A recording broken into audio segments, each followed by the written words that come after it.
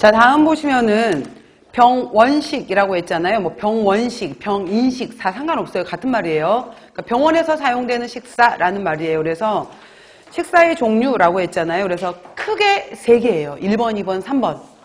그래서 1번 일반 병인식, 2번 특별 병인식, 3번 검사식 이거예요.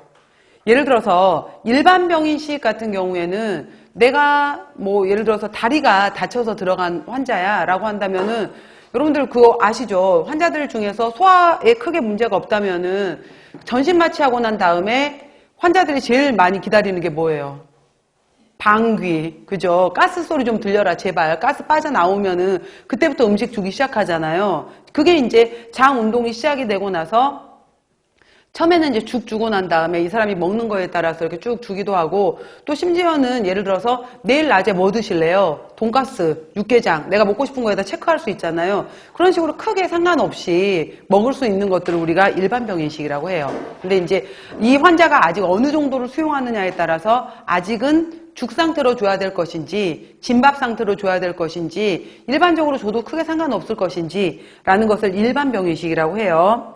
그리고 두 번째 특별병인식이라고 했는데 특별병인식에 해당이 되는 데를 우리가 치료식, 환자식 이렇게 얘기를 해요. 그래서 뭐 그렇진 않지만은 예를 들어서 여기가 암병동이야. 암병동인데 6명의 환자가 병실에 있어 라고 했는데 6명한테 이제 전부 다 식단이 쫙 그러니까 식판으로 아예 그냥 가져다 주잖아요. 병실까지 가져다 주는데 어라 봤더니 저 사람은 저기에 저 계란 후라이도 주는데 나는 이거 안 주고 저 사람은 과일도 주는데 나는 안 주고 6명의 식단이 다 다를 수 있거든요. 그래서 왜 저건 주고 나는 안 줘요? 이렇게 따질 수가 없는 거잖아요. 근데 저 사람은 암 중에서도 예를 들어서 뭐 특히 기본적으로 고혈압이 높은 사람이었기 때문에 저 사람 같은 경우에는 염분이 많은 음식은 빼고 줘야 돼.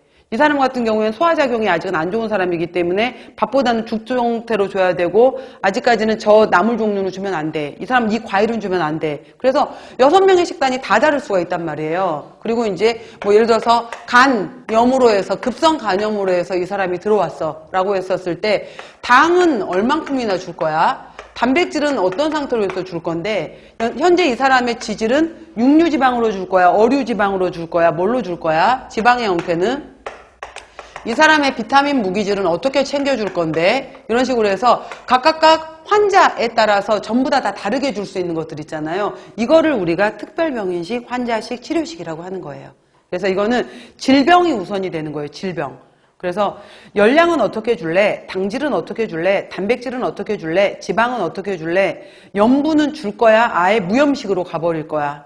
아니면은 이 사람은 신장 결석 환자야. 그리고 TF, TPN, 알레르기라고 했는데 이제 이거 안 써도 돼요. 하나하나씩 다 이따 설명할 거야. 그러면은 이 사람은 도저히 안 돼서 TF, TPN 지금 이렇게 표현을 했는데 이 사람 같은 경우에는 특히 이제 예를 들어서 달걀에 알레르기를 갖고 있는 사람이야 라고 한다면은 줄 수 있는 식단에서 달걀을 다 빼줘야 될 거 아니에요. 이런 걸 해준다든지. 그 다음에 현재 지금 소화기관은 멀쩡한데 의식 상태가 없어서 혼자 먹을 수가 없어. 그러면 뭐 넣어요, 여러분들? 콧줄 낀다고 표현하잖아요. 경관급식이라고 해서 코로 관을 삽입한 다음에 넣어준단 말이에요. 이거를 관을 이용해서 음식을 공급한다라고 해서 튜브 피딩법, TF법이라고 해요.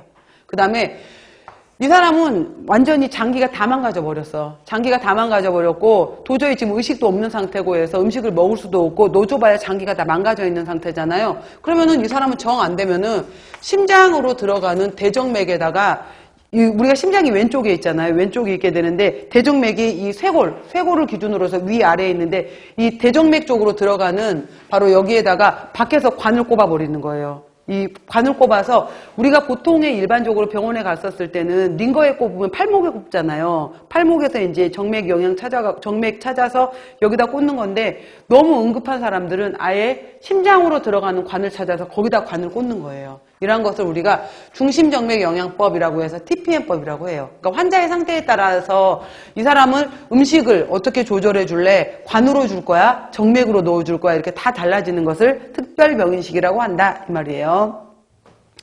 세 번째, 이거는 검사식이라고 했는데 식사의 목적이 아니라 검사를 해보기 위해서 식사의 형태로 검사를 해보는 거예요. 그래서 지방 하나씩 매칭만 시켜놓으세요. 아직까지 뭐 검사식은 딱히 시험에 별로 나온 적은 없는데